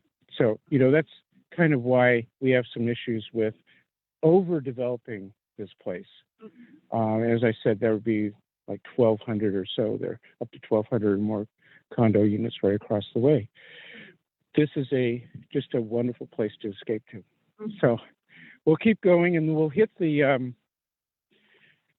So this is an old rail line. To my knowledge, this was built to bring the wine bottles in and out from. There's some kayakers out there. Oh yeah, out in the bay. Nice day for it. The winds aren't up. It's really pleasant. So we will see a little bit of poison oak here on the right. We'll see some Himalayan blackberry. That's the red stem one that can grow really big and robust in some in city neighborhoods. I've seen where it covers an entire backyard. But we will also see the native California blackberry, which I always say that you can tell the Himalayan from the native California one because a Himalayan blackberry will attack you. I mean, when you run into it, it hurts. I saw it killed a rattlesnake once. It had a stab in it. Oh my gosh. Yeah. See, that's to my point. We do have some introduced weeds. These will be. We're asking the Park District when they do build through here that they get rid of these, and retain a lot of our native flora. The fennel is what you're calling the weed? Yep. Mm-hmm. The fennel and the broom. The broom is in its. For me, having married this for 18 years, the fennel is my friend. We can never get rid of it, and it's super healing for a lot of, and it provides habitat for millions of native bees and wasps. But yeah, it does that too. And all I can say is, fortunately, there's a lot of it. So if it's taken out of a few places, that's okay. Particularly where it's moving into an area of kind of sensitive plant diversity. This is more of a disturbed area. yeah. So we'll start to enter. Actually, I was trying to figure bosque, they call it, and just take a note. This is where we start hitting some roots, and a few low-hanging big arroyo willow. Asking a question if it's damp or is there water underground?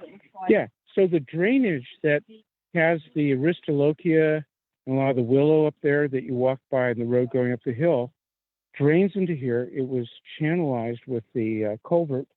It was kind of hidden in there. This originally would have just flowed out to the bay. You can actually see kind of a mud fan where these different drainages have historically gone out here into the bay shallows. Yeah, so we do have groundwater supporting these willow, this whole willow system that we're now in. It's not, it's not smushy, but definitely there's some moisture in the soil. And these are good-sized, happy willow trees. We have a little toy on. Sorry. Not if there was. I have not seen any. Yeah. Repeat the question. I don't think the listeners could Sure. hear that. So the question was, are there any alder here? And they love water, sometimes a little more, but not to my knowledge. It's mostly the willow. And then we have toyon again, right in front of us. And we're on the last group. And again, if you have some knowledge of the area you want to share, just holler, okay? So at our last little walkthrough, somebody reminded us that it's also called Christmas berry, and because it has red berries, which has basically bird food. Later on, November, December, January, and somebody said that's what Hollywood was named after. This particular plant, because it covered the hills. It's also called California holly. Yes, yes. So. And then you have your introduced berries, the birds like secondarily.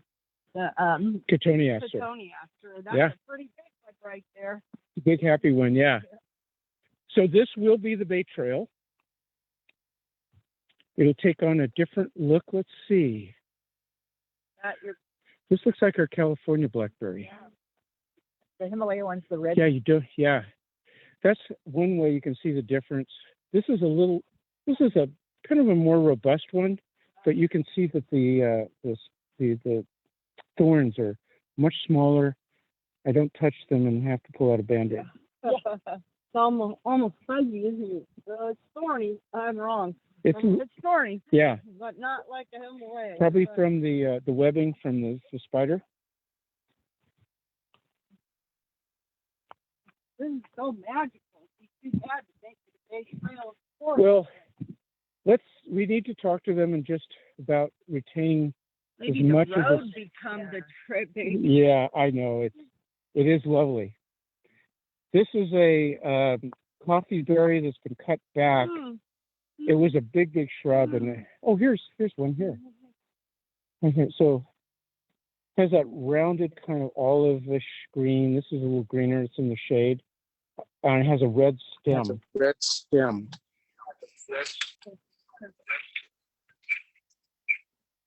I wonder if your volume. My host wants me to unmute, but I don't want to. Okay, good. We're good. Yeah, Myrna's camera's off again. Your camera's off again. All right, it's back. It's back. Connection. Yeah. Okay, a little trip hazard here.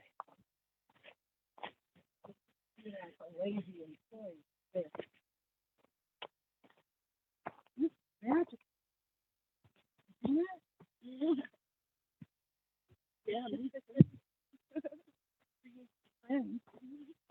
Oh my God.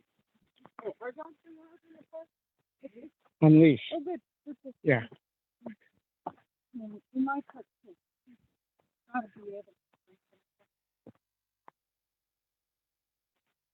to. So we do, we have.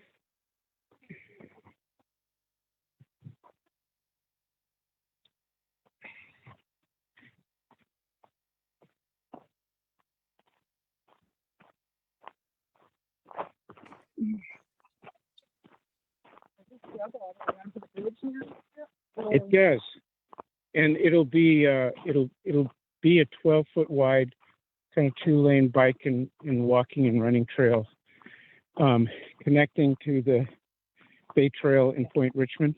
Yeah.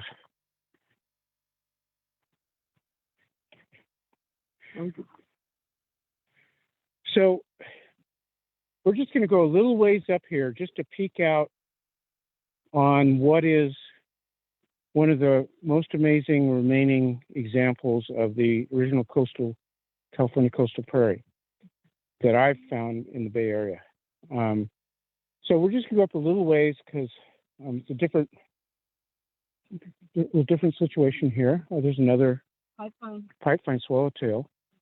And we'll just kind of go to the top and take a peek out here.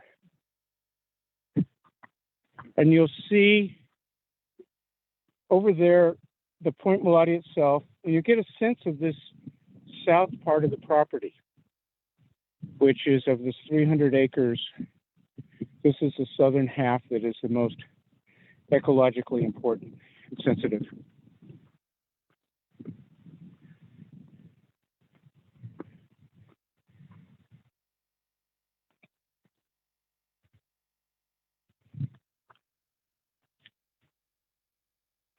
So what I just want to point out, and it may be hard to capture a little bit with the shadow and the sun, but you see these hummocky grasses? These hummocky grasses here? Okay, this is the original coastal prairie of the bay. We still find it it's a little bit different hydrology over at the UC Fields station off of 580. But this is a whole prairie of our purple needlegrass. There's probably some California oak grass, Danthonia californica, blue wild rye. We hear some, looks like some terns going by there. And during the spring, this comes up with a lot of our native bulbs. Is that eelgrass right there? That's eelgrass, as far as I know, yes. Like down in the water? In the water. Yeah, I think seeing the color, and somebody said it's not dying off. It just, it dies back each year, just like trees, deciduous trees, and then it grows up again. It dies off each year? Yeah. Yeah, so I thought, oh my God, this is like a disaster. They said, no, it's natural. You know, we noticed that yesterday. There's quite a bit on the beach, and usually you don't see that. Yeah. Okay. All right, great. So we've got this prairie, and you'll notice there's some naturalized annual grasses in here and so forth. And there's a lot of things you don't see, the yarrows. There's the monkey flower that's kind of dried up. It has the orange tubular blossom in the spring. Yeah. But you'll notice there's just not a lot of weeds. This is a very resilient, tough. Blue-eyed grass in it in the spring? Do you have blue-eyed grass? You would see blue-eyed grass, which We have a hill like this at the preserve at Bear Island. which is, I recall, part of the Liliaceae family. It's not actual grass. But the weeds have a hard time getting through here. You'll find weeds in a lot of places. And this is just a tough, resilient place that'll stay this way for a long time if we protect it. You can see there's a little more use in here than in the past. And when the Bay Trail comes in, we want to soaproot too, isn't it? okay, we've got some dried leaves of the soaproot right there under the toyon. And you can see the size of some of those trunks. I mean, these are some old plants here. But this is just a cool little coastal prairie spot. Somebody asked about the ship that was sunk out in the bay. And from what I'm told, I don't know the exact story of that one, they used to take the old ships and sink them and build piers on top of them. So it was a way of kind of building a foundation. Yeah, the lower part of San Francisco, they filled it in when they, at post, or during the gold rush. Yeah. And people then landfilled, and there were places where you saw upturned ships that were like stores, and they had filled in around them, and then people owned a part of it, the ship captains owned a part of San Francisco. Great. Shoreline real estate, huh? In the early days. How's that? So I think we're up to our time. Yeah. So just what I'll say is that the Bay Trail would continue around to the bridge when it's built. Connects there. You'll see some of the trail that's been built. In fact, when you came in, there was a concrete wall with some indentation of storks or things into it, and that's part of the Bay Trail. And that comes. So this little knoll we're on isn't the down here is. Yes. Yes. What you're saying. That's correct. And you'll find a lot of toyon right across there on the hill. And again, that's where the Chevron property is up above, where you've got some different types of pine and eucalyptus and cedar planted. And that starts the road and some of the refinery over there. So this is an area that's been used commercially and for a long time, and still has held on to a lot of its kind of intrinsic natural value to this day. So, okay, well, we'll head back. We'll just chat a little bit, and then we'll think about a longer trip next time. Okay. Okay. There you go.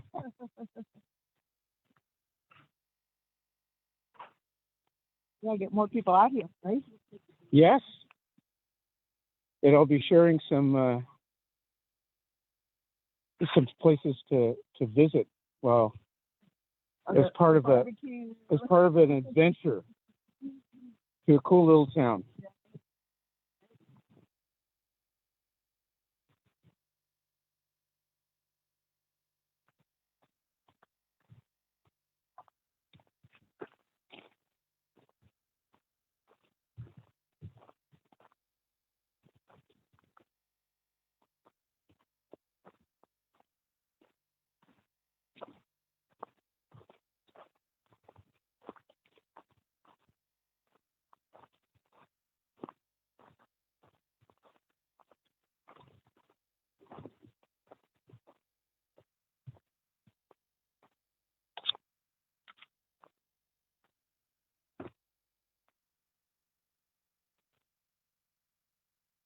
So how did you get involved with?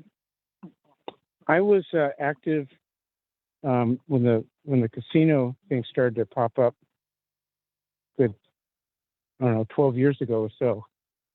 I still am. Remember the California Native Grasslands Association, and because this is such an incredibly rich coastal prairie area, and the development would be impacting, as it were, removing some of those grasslands for that development. We commented on the Stinkwort, or the California Environmental Quality Act, thank you, document, draft EIR, because the consultant hired for this, usually with developer money, in this case Upstream and the other partners involved, kind of listed as basically a lot of weeds, a lot of annual grasses. They didn't acknowledge the incredible prairie diversity here. So we commented on that and actually got them to do a kind of a vegetation study that better represented the area, because I think they realized that they've been called out on that and they needed to fix it. So, and then we continued to get involved because I found out it was a really good little town.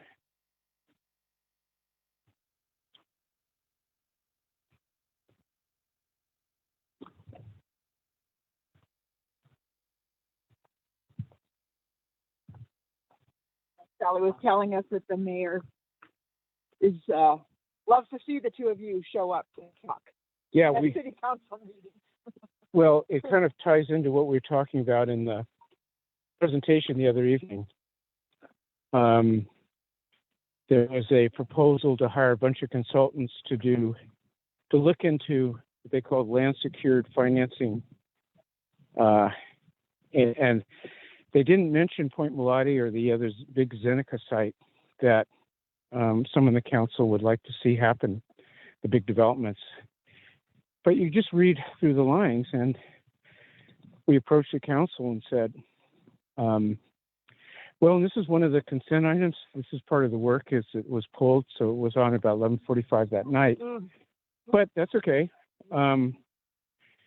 The consultant they brought to kind of sell the council on voting for it, they said, it's not going to cost you anything, and you'll get objective information, but they would be hired with developer money and start to work on these.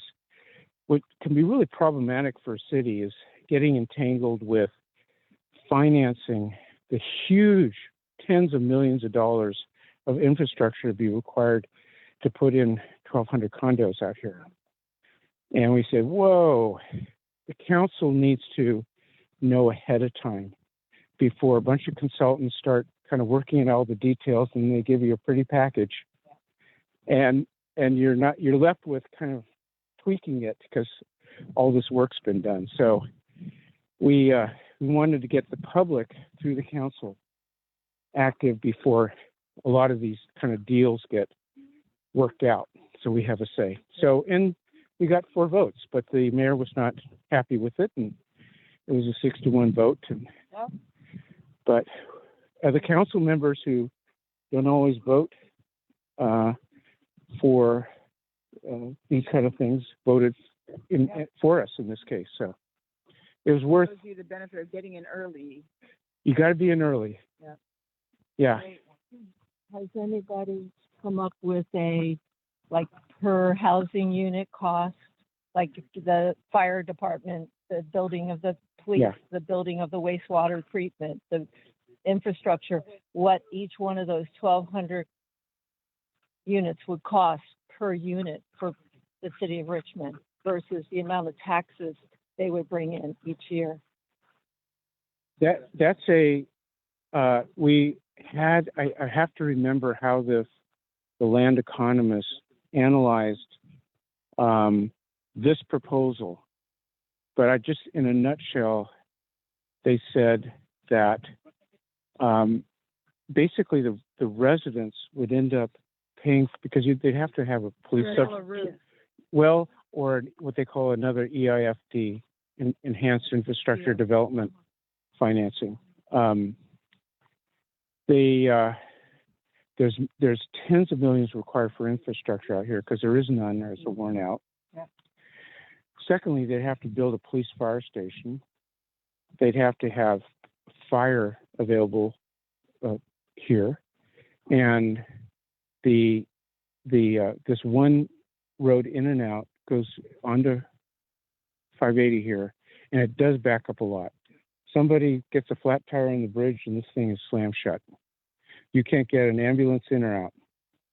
So you can't get a fire truck in and out. You couldn't get a police car in and out. So the city, like all cities, is having a hard time covering its budget. It struggles every year. But to put all those city services out here, there's no evidence that they would be covered by the development. Part of it is that the owners out here would be possibly paying it off, some of the infrastructure, or under one of these financing agreements, property taxes would be diverted to pay for the infrastructure, and they wouldn't go for providing city services, and they're not cheap. So basically you would have a lot of working families, middle-income families, subsidizing what are probably $250,000, $200,000, $250,000 condo here. So the whole thing is kind of on a equity and a fairness basis, just does not add up, nor does it financially. Now, the consultants that were hired as part of the package said, no, that's not the case. But, so it's a source of active debate, but we had to bring in people to, really challenge some of what was being said.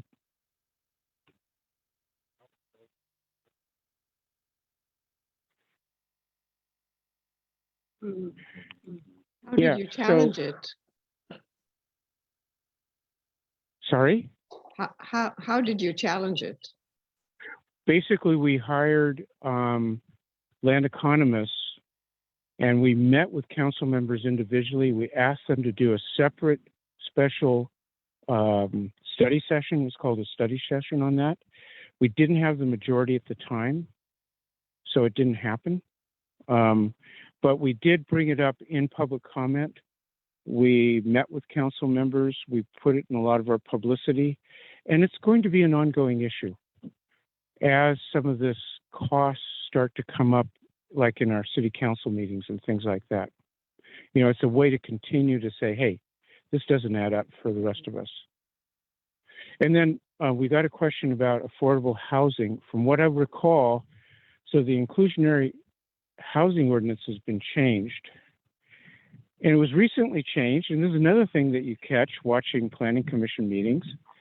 They did a kind of a split thing where some shoreline housing was required to put inclusionary housing as part of the project.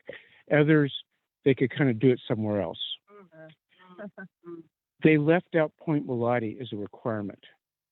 And that was what staff presented to the Planning Commission. But at the same time, the plan says that they would provide 10% affordable housing. Now, I'll talk in a minute about affordable housing because it's based on income percentages in Contra Costa County. And it's a higher number than what you would think in terms of the qualifying income. And they have, it's a little complicated, but the other part was they said, well, you remember those 670 units that the Bay reuse plan said was a good idea 21 years ago, 22 years ago? Well, we'll do 10% of 670, which is 67 units. So as far as I know, where it was left with of the 1,200 or so condos that were here, 67 would be affordable. Jim, as we wrap up, because I think we must tell the viewers and we who are with you and those who will view this, what can we do? Okay. You know, we, Andres and I and Pam Stello, who's done a lot of work on this. Jeff is active in this. Yeah. Yes. Google it. Yeah. So we talked about this, and the council members do need support, you know, our new council majority. But really, we also, another important thing right now is to raise money for the site for park development. So we're going to talk to Susan and Virginia and all of you about when you do your letter to, and we'll kind of provide some more background on it, to send them individually to Regional Park District, East Bay Regional Park District members. We also have, and part of the reason this is an opportune time is that the Newsom's budget included millions for buying parkland close to where underserved populations are. And it's long overdue. But this may be a once in a century opportunity. So we need State Senator Nancy Skinner and Assemblyperson Buffy Wicks to be supporting that and pulling for us. They're both very powerful people on the state level, and individual, just a short email. I've been out there. We need to conserve this place. I look forward for you telling us what you'll be doing to arrange funding for this site, because it'll go away if we don't do it now. And it's, you know, this is the time, and we are asking for your help on that. What's funding going to do? What that will do, one thing it'll do is it'll put aside funds, because, you know, this is a little bit of a fixer-upper. You know, the Navy was here, and the railroad tracks, and there's been there was a whaling station here at the far end, and that was here until 1972. I mean, this has been used. Well, this has been used commercially, and as you can see, there's a lot that has survived and is very resilient and brings people out here all the time. So what was your question? Well, What kinds of things would you like to see those funds be applied to? Thank you. Okay, get carried away here. We need it for park development. It's, you know, you've got some, as you can see, there's minimal facilities. There's minimal public facilities. It has to be made safe. You can't, you know, these rails or things that you would trip over have to be fixed. This whole park that is fill could be restored back to its original contour. This is fill from across the way, and it used to just drain right into the bay. And as we get sea level rise and other things, they'll be coming up, and we need to make room for the eelgrass to move up slope. So there's a lot of ways that, you know, real money can be used to make a big difference. Does anybody have any other questions for Jim? I feel like we're probably going to have to wrap it up for our filming, but ask a question, get an answer. Here's the guy. Wow. I think we want to find out how to get on a list to get more information. Great. So that would be Great. We're going to talk to Susan and, you know, get a list from you all, people that want to be continued, because it really makes a difference. Because you show up some certain times at certain meetings, but it's these in-between times where they need a reminder from the Park District. Have questions? Last chance. A longer walk. Longer walk. Okay. Overnight camp walk. All right. You want me to suggest lotto numbers or? Okay. All right, Jim, last words. how do we word. find out how to, you know, you're talking about money. Yeah. That information. Yes, we'll give you emails and addresses for contacting these really key public officials. I just want to thank you all, and your. We'll have to get you out here too, and for tuning in. And very last thing, of course, is to drop the phone. We're doing good so far. Just really want to thank you all for tuning in. I know it's a Saturday morning, and wish you a good rest of the day and encourage you to do some little thing for this wonderful place. Thank you very much. Thank you. Thanks all. Bye. All right. Yeah. Thank you. Okay, turn your phone off, and then I'm going to turn my. All right, Susan, Mike, the team. I think if you don't have anything else, final words, I'm going to drop this call. Thanks so much. Sounds great. Have a good day. Okay. Thank you for your support. Bye. Thank you, Myrna.